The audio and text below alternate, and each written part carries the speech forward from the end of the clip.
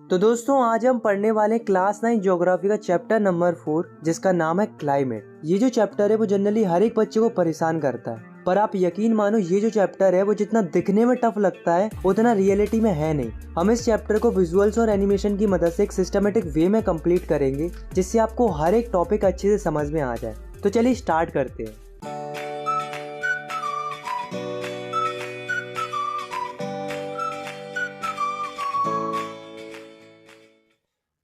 ये है हमारा प्लानेट अर्थ।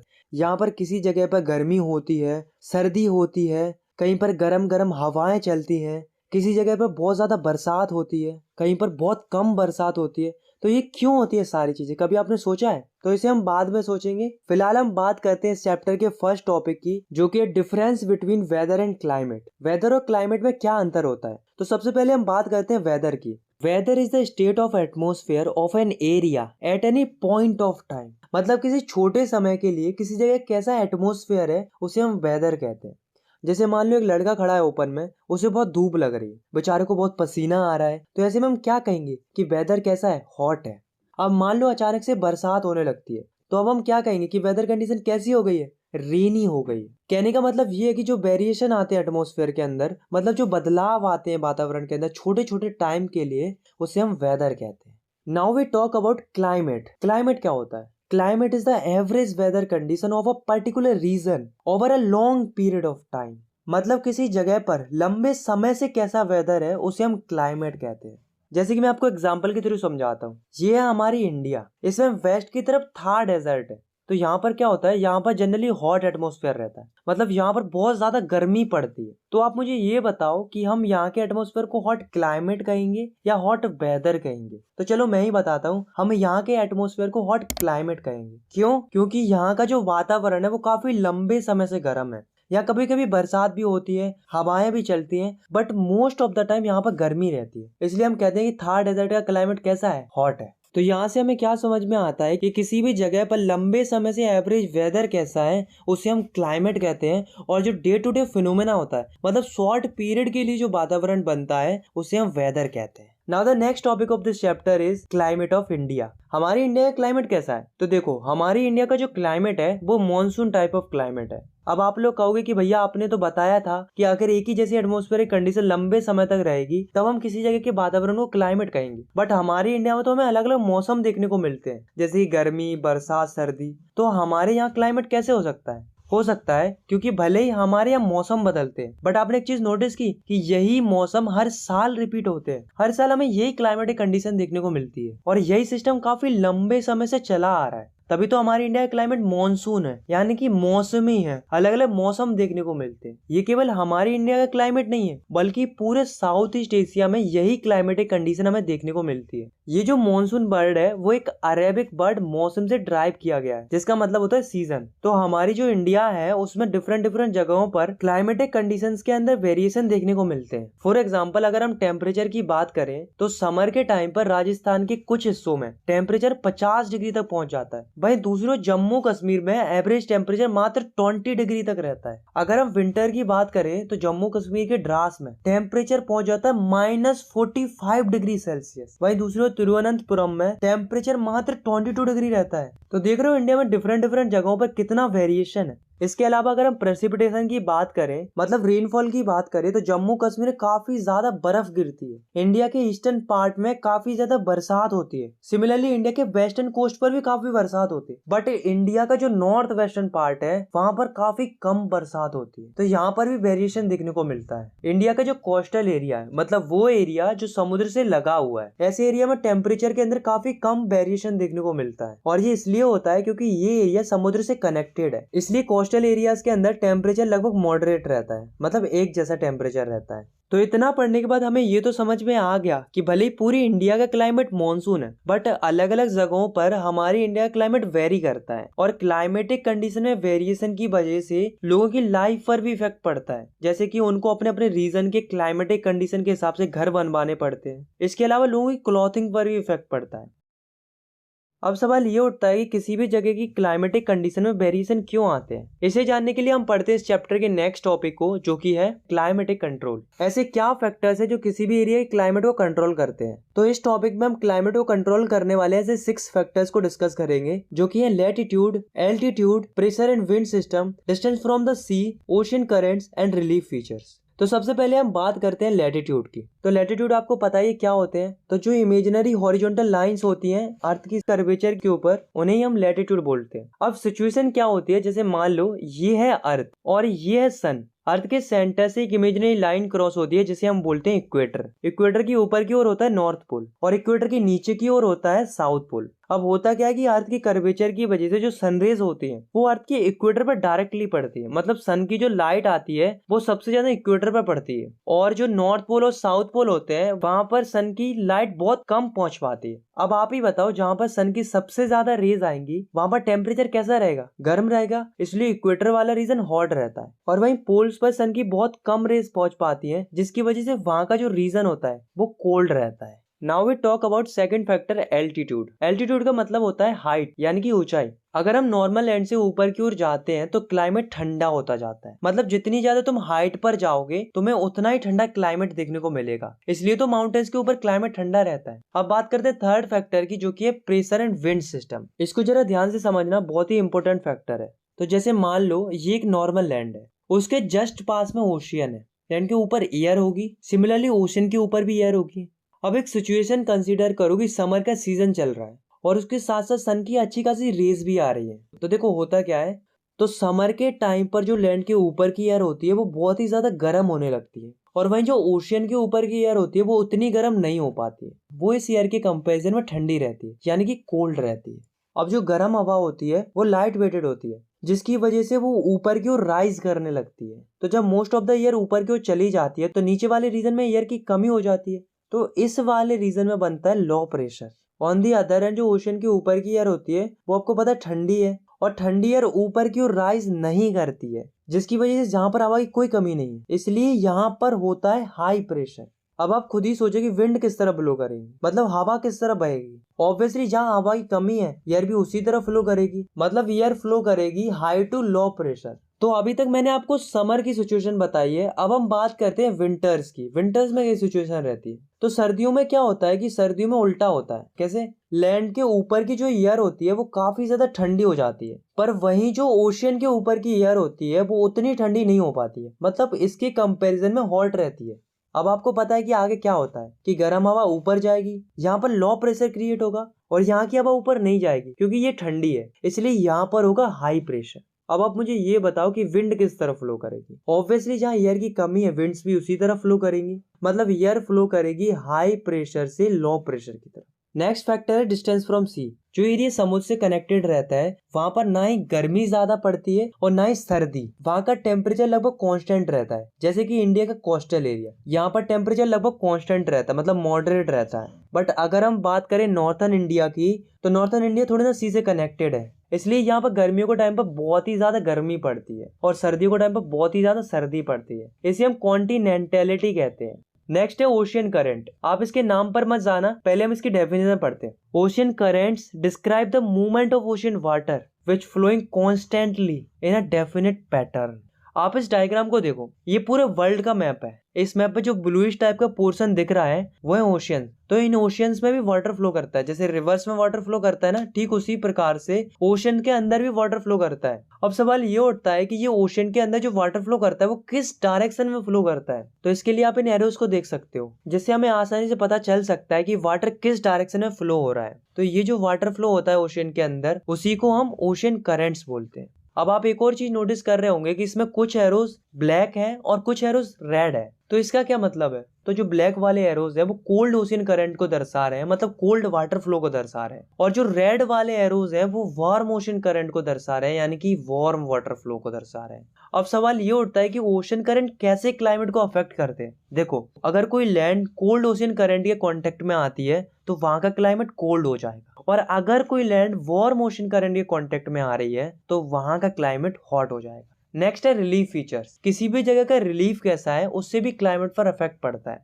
जैसे कि मान लो यहाँ पर एक माउंटेन है, माउंटेन की इस तरफ एक बस्ती बसी हुई है और माउंटेन की उस तरफ भी एक बस्ती बसी हुई है। अब मान लो इस तरफ से विंड्स आ रही है और इन विंड्स में अच्छा खासा मॉइस्चर भी है, तो माउंटेन की वजह से ये विंड उस तरफ नहीं जा पाएंगी, बल्कि ये माउंटेन से टकरा कर ऊपर की ओर चली जाएंगी। क्योंकि हमें पता है कि इन विंड्स में अच्छा खासा मॉइस्चर भी है, इसलिए जो ऊपर जाके क्लाउड बना लेंगी, और जब ये क्लाउड बना लेंगी तो क्या होगा, बारिश होगी। तो इस वाले रीजन में बारिश हो जाती है।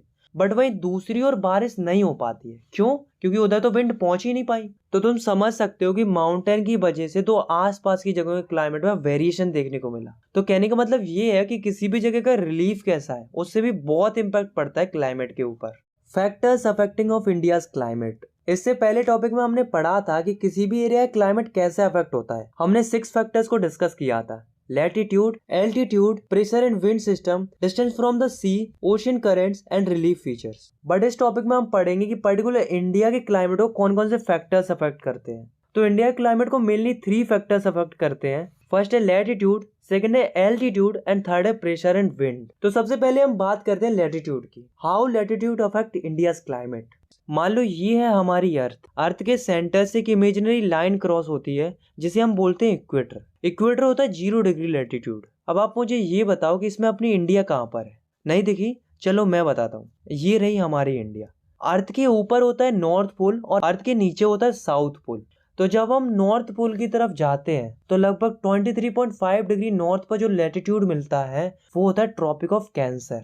सिमिलरली अगर हम साउथ पोल की तरफ जाते हैं तो 23.5 डिग्री साउथ पर जो लैटिट्यूड मिलता है वो होता है ट्रॉपिक ऑफ कैप्रिकॉर्न। अब समझने वाली बात क्या है कि जो ट्रॉपिक ऑफ कैंसर और ट्रॉपिक ऑफ कैप्रिकॉर्न के बीच वाला जो रीजन होता है वो होता है tropical region. Similarly tropic of cancer और नॉर्थ पोलर रीजन के बीच वाला जो एरिया होता है वो होता है सब ट्रॉपिकल रीजन, मतलब ये वाला जो रीजन। और ट्रॉपिक ऑफ कैप्रिकॉर्न और साउथ पोलर रीजन के बीच वाला जो रीजन होता है वो भी होता है सब ट्रॉपिकल रीजन। अब जरा ध्यान से देखो, जो सन से जो रेज आती हैं वो सबसे ज्यादा ट्रॉपिकल रीजन पर पड़ती है, और जैसे जैसे हम ट्रॉपिकल रीजन से दूर होते जाते हैं या फिर सब ट्रॉपिकल या पोलर रीजन की तरफ बढ़ते जाते हैं तो सन की हीट कम होती जाती है। मतलब आपको केवल इतना ही याद रखना है कि ट्रॉपिकल रीजन में सबसे ज्यादा हीट पड़ती है सन की, वहीं सब ट्रॉपिकल रीजन में सन की थोड़ी कम हीट पड़ती है। अब आप इसमें अपनी इंडिया पर फोकस करो तो जो ट्रॉपिक ऑफ कैंसर है वो हमारी इंडिया को लगभग 2 हिस्सों में बांट रही है। और आप एक और चीज नोटिस करो कि हमारी इंडिया अर्थ की ऐसी लोकेशन पर है जहां पर इंडिया का आधा हिस्सा ट्रॉपिकल रीजन में आता है और आधा हिस्सा सब ट्रॉपिकल रीजन में आता है। तो कहने की बात यह है कि इंडिया में दोनों तरीके के क्लाइमेट पाए जाते हैं, ट्रॉपिकल और सब ट्रॉपिकल। बात करते हैं सेकंड फैक्टर की जो कि है एल्टीट्यूड। तो एल्टीट्यूड का मतलब होता है हाइट। तो इस टॉपिक में हम पढ़ेंगे कि हाइट कैसे इंडिया के क्लाइमेट को अफेक्ट करती है। तो हमने पढ़ा था कि जब भी हम अर्थ की सरफेस से ऊपर की ओर जाते हैं तो टेम्परेचर कम होता जाता है, मतलब ठंडा होता जाता है। अब अपनी इंडिया को नोटिस करो तो इंडिया में नॉर्थ की तरफ हिमालयन माउंटेन्स जिनकी एवरेज हाइट 6000 मीटर्स होती है। अब सवाल ये उठता है कि ये माउंटेन्स जिनका एल्टीट्यूड बहुत ज्यादा है वो हमारी इंडिया के क्लाइमेट को कैसे अफेक्ट करते हैं। तो होता क्या है कि सेंट्रल एशिया से जो कोल्ड विंड्स आती हैं, मतलब इस तरफ से जो ठंडी हवाएं आती हैं वो इंडिया में एंट्री नहीं कर पाती। क्यों? क्योंकि जो हिमालयन माउंटेन्स होते हैं वो इन कोल्ड विंड्स को रोकने का काम करते हैं, एक तरीके से बैरियर का काम करते हैं और कड़ाके की ठंड से हमें बचाते हैं। इसलिए हमारी इंडिया के अंदर उतनी ज्यादा सर्दी देखने को नहीं मिलती कि लोगों को सर्वाइव करने में प्रॉब्लम हो। थर्ड फैक्टर है प्रेशर एंड विंड्स। इंडिया के क्लाइमेट को प्रेशर एंड विंड कैसे अफेक्ट करती है, बहुत ही इंपॉर्टेंट फैक्टर है, आपको बहुत ही ध्यान से पढ़ना है। तो ये है हमारी इंडिया। हमारी इंडिया इस तरीके से लोकेटेड है कि हमारी इंडिया के अंदर नॉर्थ ईस्ट डायरेक्शन की तरफ से विंड्स आती है, मतलब इस तरफ से विंड्स आती है। अब आप सोच रहे होंगे कि ये विंड सीधी सीधी क्यों नहीं आती, ऐसे क्यों आती है, ऐसी टिल्ट होकर क्यों आती है। तो ऐसा इसलिए है क्योंकि हमारी जो अर्थ है वो कंटिन्यूसली घूम रही है, जिसकी वजह से विंड्स पर एक फोर्स लगता है जिसे हम कोरियोलिस फोर्स कहते हैं। और इसी कोरियोलिस फोर्स की वजह से विंड्स ऐसे ना आकर इस तरीके से आते हैं। ये जो विंड्स होती है इनके अंदर बहुत ही कम मॉइस्चर होता है। ऐसा क्यों? ऐसा इसलिए होता है क्योंकि ये विंड्स नॉर्मल लैंड के ऊपर से आ रही है, मतलब जमीन के ऊपर से आ रही है। और हमको पता है कि हवा अगर जमीन के ऊपर से आती है तो उनके अंदर मॉइस्चर ना के बराबर रहता है। मॉइस्चर उन्हीं विंड्स के अंदर होता है जो विंड्स ओशियन के ऊपर से आती है, पर ये विंड्स तो लैंड के ऊपर से आ रही है, इसलिए इनके अंदर तो मॉइस्चर होगा ही नहीं। और अगर मॉइस्चर नहीं होगा तो स्वाभाविक सी बात है कि इन विंड्स की वजह से बरसात भी नहीं होगी। पर ऐसा होता है क्या? हमारे इंडिया के अंदर तो खूब बरसात होती है, तो ऐसा क्यों होता है? चलिए देखते हैं। हमारी जो इंडिया है उसकी क्लाइमेटिक कंडीशन बहुत ही यूनिक है। विंड नॉर्थ वेस्ट की तरफ से आती जरूर है पर हमेशा नहीं। समर में सिचुएशन अलग हो जाती है। समर में क्या होता है कि विंड इस तरफ की बजाय इस तरफ से फ्लो करने लगती है। ऐसा क्यों? क्योंकि समर के टाइम पर इंडिया की लैंड बहुत ही ज्यादा गर्म होने लगती है और गर्म होने की वजह से लैंड पर क्रिएट हो जाता है लो प्रेशर। वहीं जो ओशियन है वो उतना गर्म नहीं हो पाता है, मतलब लैंड के कंपैरिजन में ओशियन ठंडा रहता है, इसलिए ओशियन पे रहता है हाई प्रेशर। और आपको पता है कि विंड्स हमेशा हाई प्रेशर से लो प्रेशर की तरफ जाती है, इसलिए इंडिया में विंड समर के टाइम पर इस तरफ से जाने लगती है। अब आपने एक चीज नोटिस की, ये जो विंड्स हैं वो ओशियन से आ रही हैं, इसलिए इनमें मॉइस्चर भी होगा और अगर मॉइस्चर होगा तो ये बरसात भी करेंगी, तो इस तरह से बरसात होती है। और दोस्तों इन्हीं विंड्स को हम मॉनसून विंड्स कहते हैं क्योंकि यही वो विंड्स हैं जो बरसात लाती है। तो दोस्तों अभी तक हमने जितनी भी विंड्स के बारे में पढ़ा है वे सारी सरफेस विंड्स थी, मतलब ऐसी विंड्स जो जमीन से लगकर चलती हैं। पर दोस्तों कुछ विंड्स ऐसी भी होती हैं जो अर्थ की सरफेस से काफी ऊपर फ्लो करती हैं, ऐसी विंड्स को हम जेट स्ट्रीम कहते हैं। तो हम डेफिनेशन क्या लिखेंगे जेट स्ट्रीम की? देखो, jet stream are a narrow belt of a high speed westerly winds which blows in troposphere. अब समझते हैं ये क्या है? तो ये है हमारी अर्थ के एटमॉस्फेयर में कई सारी लेयर्स होती है। ऐसे ये वाली जो लेयर होती है उसे हम बोलते हैं ट्रोपोस्फियर, और इसी ट्रोपोस्फियर के टॉप में बहुत ही स्पीड में कुछ विंड्स फ्लो करती हैं जिन्हें हम जेट स्ट्रीम कहते हैं। जैसे कि आप इस पिक्चर में देख सकते हो, यहाँ पर आपको दो जेट स्ट्रीम दिख रही होंगी। ये अर्थ से काफी ऊपर है, ये 2D डायग्राम है इसलिए शायद आपकी समझ में ना आ रहा हो, बट ये विंड्स अर्थ की सरफेस से काफी ऊपर फ्लो कर रही है। ऐसे ही दो सिमिलर जेट स्ट्रीम नीचे और होती हैं, बट हमको इनको नहीं पढ़ना है इसलिए इनको हटाओ। ये ऊपर वाली जो जेट स्ट्रीम होती है उसे हम बोलते हैं पोलर जेट स्ट्रीम, और ये वाली जो जेट स्ट्रीम होती है उसे हम बोलते हैं सब ट्रॉपिकल जेट स्ट्रीम। हमें केवल इस वाली जेट स्ट्रीम के बारे में पढ़ना है क्योंकि यही वाली जेट स्ट्रीम हमारी इंडिया के ऊपर से फ्लो करती है, और इसी जेट स्ट्रीम की वजह से हमारी इंडिया का क्लाइमेट भी अफेक्ट होता है। विंटर के टाइम पर ये जेट स्ट्रीम हिमालयन माउंटेन के साउथ की तरफ रहती है, और जैसे ही समर सीजन आता है तो ये जेट स्ट्रीम हिमालय के नॉर्थ की तरफ शिफ्ट हो जाती है।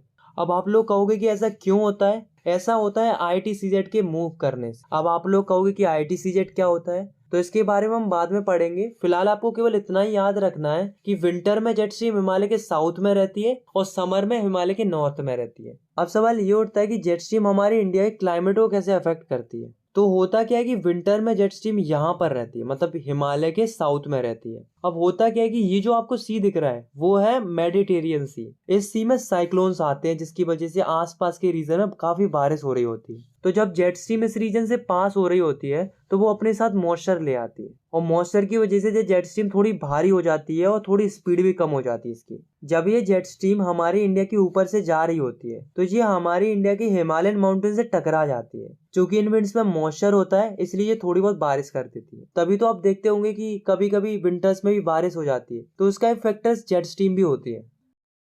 The Indian monsoon.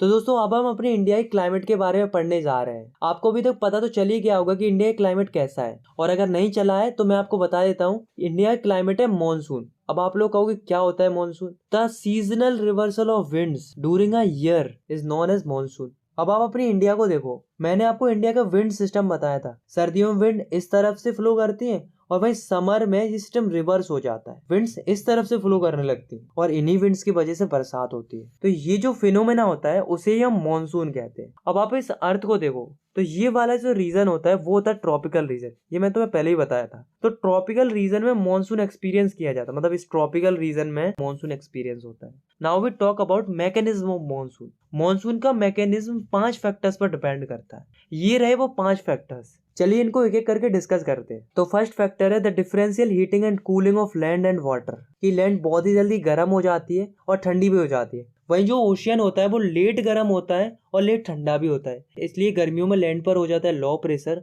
और ओशियन पे होता है हाई प्रेशर, जिसकी वजह से विंड्स हाई प्रेशर से लो प्रेशर की तरफ फ्लो करती है, जिसकी वजह से बारिश होती है। सेकेंड फैक्टर है the shift of position of ITCZ। तो पहले तो हम ये समझते हैं कि ये ITCZ क्या होता है। ITCZ का मतलब होता है inter tropical convergent zone. Blue zone और रेड जोन में समझ, ठीक है। तो क्या होता है ये देखो, हमारी जो अर्थ होती है वो एकदम सीधी नहीं होती है, बल्कि थोड़ी टिल्टेड होती है, मतलब ऐसी होती है। और तुम्हें एक और चीज पता होगी कि हमारी जो अर्थ है वो घूम रही है, कंटिन्यूअसली रिवॉल्व कर रही है। अब अपनी अर्थ को देखो, तो अब सन की सबसे ज्यादा हीट कहाँ पर आएगी? इक्वेटर पर। तो इस रीजन में बनेगा लो प्रेशर, और जहां पर लो प्रेशर बनेगा वहां पर विंड्स आके कन्वर्ज होंगी। तो जहां पर विंड्स आके कन्वर्ज होंगी वो रीजन होगा इंटर ट्रॉपिकल कन्वर्जेंट जोन, यानी कि ITCZ। अब दोस्तों ऐसा नहीं कि ITCZ हमेशा यही रहेगा, कभी ये ट्रॉपिक ऑफ कैंसर पर बनता है तो कभी ट्रॉपिक ऑफ कैप्रिकॉर्न पर बनता है।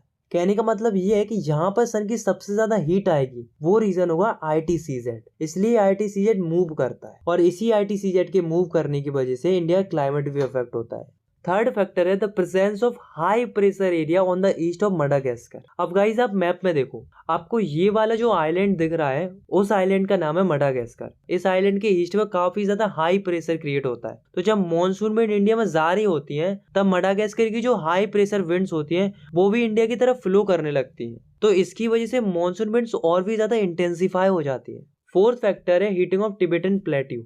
अब आप इस मैप में देखो, ये वाला जो हाईलाइटेड पोर्शन है वो टिबेटन प्लेट्यू है। तो होता है कि समर में ये प्लेट्यू बहुत ही ज्यादा गर्म हो जाता है, जिसकी वजह से यहाँ पर क्रिएट होता है लो प्रेशर, और लो प्रेशर के कारण जो मॉनसून विंड्स होती हैं वो और भी ज्यादा अट्रैक्ट हो जाती है इसकी तरफ। फिफ्थ फैक्टर है मूवमेंट ऑफ जेट स्ट्रीम। देखो मैंने आपको बताया था कि विंटर्स में जेट स्ट्रीम हिमालय के साउथ में रहती है, और जब समर सीजन आता है तब ये जेट स्ट्रीम हिमालय के नॉर्थ में चली जाती है। इससे फायदा क्या होता है कि जो मॉनसून विंड्स होती हैं उन्हें स्पेस मिल जाता है और वे आसानी से इंडिया में पहुंच जाती है और बारिश करती है। तो ये सारे फैक्टर्स जो मैंने आपको बताए हैं, इन्हीं फैक्टर्स की वजह से इंडिया में मॉनसून विंड्स आ पाती हैं और तब जाके इंडिया में बारिश होती है। इस टॉपिक से रिलेटेड आपको एक और कंसेप्ट समझना है, तो इसके लिए आप इस मैप में देख लो, यहाँ पर जो ओशियन है वो है इंडियन ओशियन, और यहाँ पर जो ओशियन है वो है पैसिफिक ओशियन। अब देखो होता क्या है, tropical eastern south Pacific ocean में जनरली हाई प्रेशर रहता है, मतलब यहाँ पर, और वहीं ट्रॉपिकल ईस्टर्न इंडियन ओशियन में यानी कि यहाँ पर रहता है लो प्रेशर,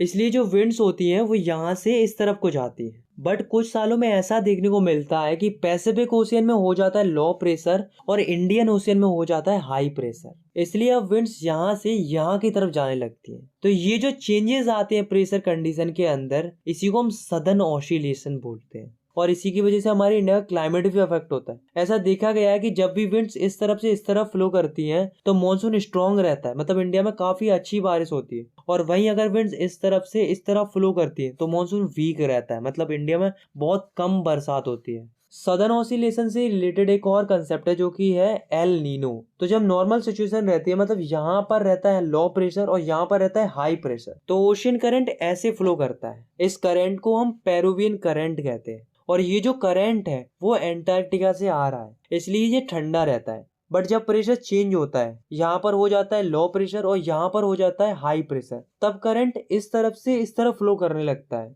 ये जो करंट है वो इक्वेटर से आ रहा होता है, इसलिए ये गर्म रहता है। तो ये जो कोस्ट है Peruvian coast, warm ocean current के कारण यहाँ का टेम्परेचर भी गर्म हो जाता है। ये फेनोमेना क्रिसमस के अराउंड होता है, इसलिए इसको एल नीनो कहते हैं। The onset and withdrawal of monsoon. इस टॉपिक में हम मॉनसून के आने से लेकर जाने तक की पूरी प्रोसेस को डिस्कस करेंगे। तो इंडिया में मॉनसून अर्ली जून से शुरू होकर लेट ऑफ सितंबर तक रहता है, यानी कि लगभग 100 से 120 दिन तक रहता है। जब मॉनसून आ ही रहा होता है तब इंडिया में थोड़ी थोड़ी बारिश होती है, और जैसे ही मॉनसून इंडिया में आ जाता है तो अचानक से बहुत तेज बारिश होने लगती है, और ये बारिश कॉन्स्टेंटली होती है छोटे छोटे ब्रेक्स में। इसको हम बस्टिंग ऑफ मॉनसून कहते हैं। तो चलिए अब हम देखते हैं कि मॉनसून इंडिया में कैसे एंट्री करता है। तो आपको बस इस मैप में देखना है। तो दोस्तों होता क्या है कि ये जो मॉनसून विंड्स होती हैं वे सबसे पहले इंडिया के पेनिनसुला के सदर्न टिप पर हिट करती हैं और केरला वाले रीजन में बारिश करती है। उसके बाद ये जो विंड्स होती हैं वो दो हिस्सों में बट जाती है, एक बनती है अरेबियन सी ब्रांच और दूसरी बनती है बे ऑफ बंगाल ब्रांच। तो ये जो अरेबियन सी ब्रांच होती है वो लगभग 10 जून तक मुंबई पहुंच जाती है और वहां पर बारिश करती है, और वहीं जो बे ऑफ बंगाल ब्रांच होती है वो असम पहुंचती है। अब आपको पता है कि इंडिया के इस वाले रीजन में माउंटेन्स है, तो ये विंड्स आगे की तरफ तो जा नहीं सकती, इसलिए ये टर्न हो जाती है और पहुंचती है इंडिया के सेंट्रल पार्ट में। और वही जो अरेबियन सी ब्रांच होती है वो सौराष्ट्र कच्छ की ओर जाती है, और फाइनली ये भी इंडिया के सेंट्रल पार्ट की तरफ मूव कर जाती है, और मिड जून तक ये दोनों ब्रांच आपस में मिल जाती है। उसके बाद जून के एंड में दिल्ली में बरसात होती है, और जैसे ही जुलाई का पहला वीक स्टार्ट होता है तो वेस्टर्न उत्तर प्रदेश, पंजाब, हरियाणा, ईस्टर्न राजस्थान तक मानसून पहुंच जाता है, और by the mid of July, जुलाई के मिड तक मानसून हिमाचल प्रदेश और पूरी इंडिया में पहुंच जाता है। अब हम बात करते हैं विड्रॉल ऑफ मॉनसून की। मॉनसून इंडिया में आ तो गया, लेकिन अब जाएगा कैसे? बहुत ही सिंपल है, आपको जस्ट इस मैप में ही देखना है। तो सितंबर की शुरुआत में मॉनसून इंडिया के नॉर्थ वेस्टर्न स्टेट से जाना शुरू करता है। फिर उसके बाद अक्टूबर के मिड तक मॉनसून पूरे नॉर्थ इंडिया से चला जाता है और अर्ली दिसंबर तक तो पूरी इंडिया से ही मॉनसून गायब हो जाता है। द सीजन्स, हमारे इंडिया में 4 तरीके के मौसम देखने को मिलते हैं। पहला है कोल्ड वेदर सीजन यानी कि विंटर सीजन, दूसरा है हॉट वेदर सीजन यानी कि समर सीजन, और तीसरा है एडवांसिंग मॉनसून यानी कि रेनी सीजन, और चौथा है रिट्रेटिंग मॉनसून यानी ट्रांजिशन मॉनसून। तो सबसे पहले हम बात करते हैं कोल्ड वेदर सीजन की यानी कि विंटर सीजन की। तो इंडिया में विंटर मिड ऑफ नवंबर से स्टार्ट होता है और फरवरी के एंड तक इंडिया में रहता है। जनरली इंडिया में सबसे ज्यादा सर्दी दिसंबर और जनवरी के मंथ में पड़ती है। इनफैक्ट नॉर्थन इंडिया के सबसे कोल्डेस्ट मंथ दिसंबर और जनवरी माने जाते हैं। इंडिया के नॉर्थन पार्ट में फ्रॉस्ट देखने को मिलती है यानी कि ओस देखने को मिलती है, और वहीं हिमालय वाले रीजन में तो स्नोफॉल देखने को मिलती है। विंटर्स में भी एक बरसात होती है जिसे हम महावत कहते हैं। ये बरसात रबी क्रॉप्स के लिए काफी उपयोगी साबित होती है। Now we talk about hot weather season यानी कि summer season. Summer season India में मार्च से मई तक रहता है। इस सीजन में इंडिया के नॉर्थन पार्ट में बहुत ज्यादा गर्मी पड़ती है। इंडिया के नॉर्थ वेस्टर्न पार्ट में दिन के टाइम पर एक तरह की strong, gusty, hot and dry wind blow करती है जिसे हम लू कहते हैं। इसके साथ साथ डस्ट स्टॉर्म भी देखने को मिलते हैं। और जब समर सीजन का एंड आता है तो कभी कभी क्या होता है कि आंधी तूफान देखने को मिलते हैं, मूसलाधार बारिश देखने को मिलती है, ओले भी गिरते हैं कभी कभी। तो ये जो वेदर कंडीशन बनती है इस तरीके की, उसे वेस्ट बंगाल में काल बैसाखी बोला जाता है, क्योंकि ये बारिश किसानों के लिए नुकसानदायक साबित होती है। बट एक और तरीके की बारिश होती है जिसे प्री मानसून शावर बोलते हैं। मतलब मानसून आने से पहले जो बूंदाबांदी होती है या जो बौछार टाइप की आती है, उस टाइप की बारिश को प्री मानसून शावर बोलते हैं। ये बारिश आम की फसल के लिए अच्छी होती है, इसलिए इसको मैंगो शावर भी बोला जाता है। Now we talk about advancing monsoon या रेनी सीजन। तो रेनी सीजन अर्ली जून से शुरू होता है और इसके साथ ही पूरे इंडिया में बरसात होती है। ये बरसात छोटे छोटे ब्रेक्स में होती है। मतलब ऐसा नहीं होता कि बारिश एक बार चालू हो गई तो 2-3 महीने तक बंद ही नहीं हो रही। बारिश होती है लेकिन ब्रेक्स में होती है। एक और चीज आपको बतानी है कि जो ये मॉनसून आता है वो भले ही पूरे इंडिया के लिए आता है, बट पूरे इंडिया में एक जैसी बारिश नहीं होती। कहीं पर बहुत अच्छी बारिश हो जाती है तो कहीं पर बहुत ही कम बारिश देखने को मिलती है, जैसे कि राजस्थान एक एग्जाम्पल इस चीज का। और कभी कभी तो ऐसा भी होता है कि कहीं पर बहुत बारिश हो जाती है, इतनी बारिश हो जाती है कि बाढ़ आ जाती है, और कहीं तो इतनी कम बारिश होती है कि सूखा पड़ जाता है। रिट्रेटिंग ऑफ मॉनसून, ये तो मैं बता चुका हूँ कि सितंबर की स्टार्टिंग से मॉनसून रिट्रेट करना शुरू कर देता है और अक्टूबर की शुरुआत तक मॉनसून पूरी तरह से नॉर्थन प्लेन से चला जाता है। बट आपको इसके अलावा भी एक फिनोमेना पढ़ना है जो कि है अक्टूबर हीट का। तो क्या होती है ये अक्टूबर हीट? देखो, the condition of high temperature and humidity, the weather becomes oppressive during the day, this is commonly known as October heat.